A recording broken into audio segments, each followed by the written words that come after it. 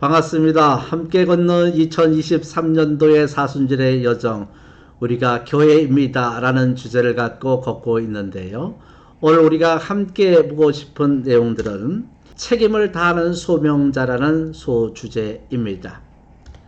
독일의 실존주의 철학자 하이데크는요, 우리 인생이 세상에 버려진 존재라고 우리의 인생의 삶을 그렇게 정의를 했습니다. 물론 틀린 말은 아닌데요. 그런데 오늘 믿음의 관점에서 보면 단순하게 우리 인생이 피트성이로 떨어진 존재인가 하는 의문점을 갖게 되죠. 성경은 그것에 대한 답변을 주십니다. 그냥 떨어진 존재가 아니라 하나님의 섭리가 있고 계획이 있고, 그리고 하나님께서 주어진 우리의 작은 미션이 있다는 사명의식이 있는 것이죠. 그리고 인생의 목적점이 있는 것이고 목표가 있는 것입니다. 그러므로 우리가 인생을 살아가는 과정이 힘들고 어렵더라 할지라도 우리가 가야 될 궁극적인 목표가 거기 있기에 우리는 그것을 향하여 달려갈 수 있는 것입니다. 만일 인생에 소명이 없다면, 또 만일 우리에게 사명과 목표점이 없다면 우리는 세월을 가기만을 기다리며 삶을 방치한 채 살지도 모르죠. 이런 차원에서 오스키니스는 그의 명저 소명에서 이렇게 말을 합니다. 소명은 죽음에 이르는 죄인이 나태함을 방지하는 최고의 해독제다. 그러므로 그리스도인으로서 우리의 소명은 이 땅에서 소금과 빛의 삶을 사는 것이다. 맞습니다. 우리 모두 이 최고의 사명을 부여잡고 열정적으로 남은 삶을 살 수 있기를 바랍니다. 자, 이러한 하나님의 말씀의 근거가 어디로부터 출발이 되어질까요? 오늘 우리는 이 본문의 말씀을 주목하고 싶습니다. 베드로전서 1장 1절에서 2절에 이르기까지 예수 그리스도의 사도 베드로는 본도, 갈라디아, 갑바도니기아, 아시아와 비두니아에 흩어진 나그네, 곧 하나님 아버지의 미리 아심을 따라 성령이 거룩하게 하심으로 순종함과 예수 그리스도의 피 흘리심을 얻기 위하여 택하심을 받은 자들에게 편지하노니 은혜와 평강이 너에게 더욱 많을지어다. 오늘 우리는 이 땅에 태어나 자라고 있습니다. 그런데 이 땅에서의 삶은 나그네와 같은 인생이죠. 우리가 거찰 영관 도성은 아닙니다. 그러므로 우리는 이 삶의 두 가지의 복합적이면서 이주적인 책임성을 가지고 삶을 살아가게 되는 것이죠. 첫 번째는 아마도 그것은 우리가 나그네로서의 삶이라는 것이겠고, 또 다른 면에 있어서는 그러한 나그네로 주어진 이 세상 가운데 하나님의 일을 성취해 나가는 책임성이라 볼 수가 있을 것입니다. 우리는 이것을 청지기의 사명이라고도 볼 수가 있겠죠. 그래서 이 땅의 나그네라는 것은 영원히 거처할 수 없는 것입니다. 이곳에 모든 정을 쏟아부을 수는 없는 것이죠. 때가 되면 또 다른 곳으로 우리가 이동해야 되는 삶일 것이고, 또 중요한 삶이 있다면 그것은 책임성이라는 삶입니다.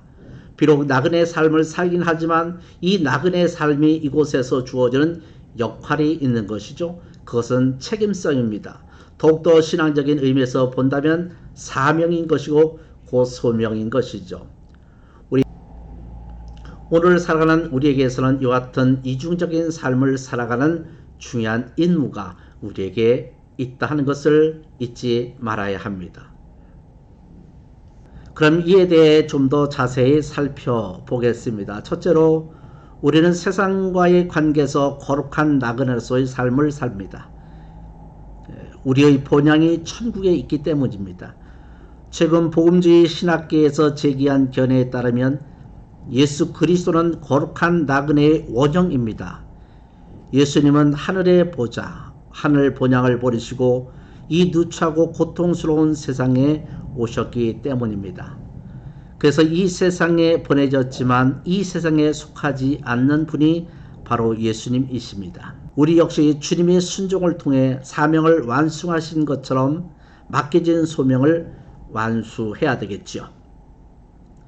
나그네란 말의 의미는 흩어진 생명의 씨앗들로라는 뜻을 가지고 있는데 원어로 생명의 씨앗, 또 복음의 씨앗, 또 말씀의 씨앗으로 의미되어집니다. 우리는 나그네로서 가는 곳마다 거룩한 생명의 씨앗을 심는 사람들입니다. 그래서 이 씨앗을 파종하는 곳마다 생명의 역사가 나타납니다. 나라, 도시, 마을, 일터 어디든지 상관이 없습니다. 또한 공장, 사무실, 교실, 가정 어디든지 가릴 것이 없죠. 그렇다면 거룩한 나그네의 정체성은 구체적으로 무엇을 의미할까요? 계시록 14장 1절에 내가 보니 보라 어린 양이 시온산에 섰고 그와 함께 14만 4천이 서 있는데 그들의 이마에는 어린 양의 이름과 그 아버지의 이름을 쓴 것이 있더라 라고 말씀하고 계십니다. 얼굴은 사람의 인격을 나타내잖아요. 얼굴의 중심인 이마에 어린 양의 이름과 하나님 아버지의 이름이 쓰여져 있다는 것은 예수 그리스도 안에 있는 나의 정체성, 즉 거룩한 나그네로서의 정체성을 가졌다는 의미도 포함됩니다. 오늘 그리스도인으로서 진정한 자기 정체성만 확립되면 모든 것이 잘 될 것이라는 뜻은 아닙니다. 정체성을 지키고자 노력한다고 해서 반드시 원하는 열매를 보상받는 것은 아닙니다. 그래도 이 정체성만은 우리가 반드시 지켜나가야 합니다. 우리가 세상을 향해서의 우리의 믿음의 정체성을 드러내기도 하잖아요. 그런데 또 중요한 부분들은 우리가 하나님의 관계 속에서의 정체성도 대단히 중요하다는 것을 우리는 잊지 말아야 합니다. 이 부분에 있어서 다시 한번 세분해서 한번 생각을 해볼까요? 곧 하나님 아버지의 미리 아심을 따라 성령의 거룩하게 하심으로 순종함과 예수 그리스도의 피뿌림을 얻기 위하여 택하심을 받은 자들에게 편지하노니 은혜와 평강이 너에게 더욱 많을지어다. 베드로는 이 말씀을 통해 삼위일체 하나님의 입장에서 우리의 정체성을 표현합니다. 다만 순서를 조금 바꾸어 말하고 있을 것 뿐인데 첫째로 아버지 하나님의 미리 아심을 따라라는 말씀에서처럼 우리는 하나님의 미리 아심을 받은 멋진 존재입니다. 다시 말해서 선택을 받은 존재입니다. 우리가 원래 적합한 사람이었기에 발탁되었다는 것이 아니라 최상이 되기 위한 목적으로 우리 하나님께서 나를 뽑으셨다는 의미입니다. 둘째로는요, 성령의 거룩하게 하심을 입은 사람들입니다. 쉽게 표현하면 거룩한 목적을 위하여 따로 떼어놓았다라는 의미죠. 마지막으로 우리는 성자의 피뿌림을 받은 사람들입니다. 당시 죽은 동물의 피 또는 죽은 자의 피를 내 몸에 뿌린다는 것은 부끄럽고 수치스러운 일이었습니다. 따라서 예수님의 피를 내 몸에 뿌린다는 것은 그만큼 낮아지고 겸손해졌다는 뜻입니다. 거룩한 피 뿌림을 받은 사람이라면 누구도 예의 없이 겸손한 사람이 됩니다.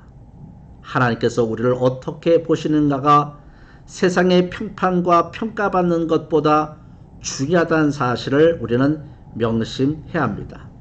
또한 세상에서 우리의 조건은 형편없지만 하나님과 함께하는 이상 우리의 존재는 소중하다는 사실을 우리는 믿어야 합니다. 우리는 다만 이 땅에 피투성이로 던져진 존재만은 아니죠. 비록 이 땅에 나그네로서의 삶을 살아지만 우리에게 이 땅에 주어진 엄청난 책임과 사명이 있다는 것을 우리는 잊지 말아야 합니다. 그것은 하나님의 백성으로서의 삶이었고 하나님께서 우리에게 원하시는 인생의 목적과 가치에 대한 삶이 되어졌던 것입니다. 이러한 목적과 방향을 잃어버리고 향방 없는 길로 걸어가는 것은 참으로 무의미한 인생이 되는 것입니다. 우리에게는 하나님께서 예비하신 목적이 있습니다. 그리고 하나님께서 내 인생을 이곳에 보낸 뚜렷한 방향이 있습니다. 오늘 이 방향을 따라 오늘도 믿음의 거우 여러분 아름답게 우리에게 주어진 역할과 사명과 소명을 책임성 있게 만들어 나갈 수 있는 위대한 승리의 하루가 되기를 원합니다. 오늘의 이러한 키워드를 가지고 함께 묵상할 세 가지를 다시 한번 자문해 봅시다. 우리의 영적 정체성이 삼위일체 하나님께서 하신 일, 그러니까 삼위일체 하나님의 성품과 같이 뿌리 내리고 있다는 사실에 어떤 감동을 나는 받았습니까?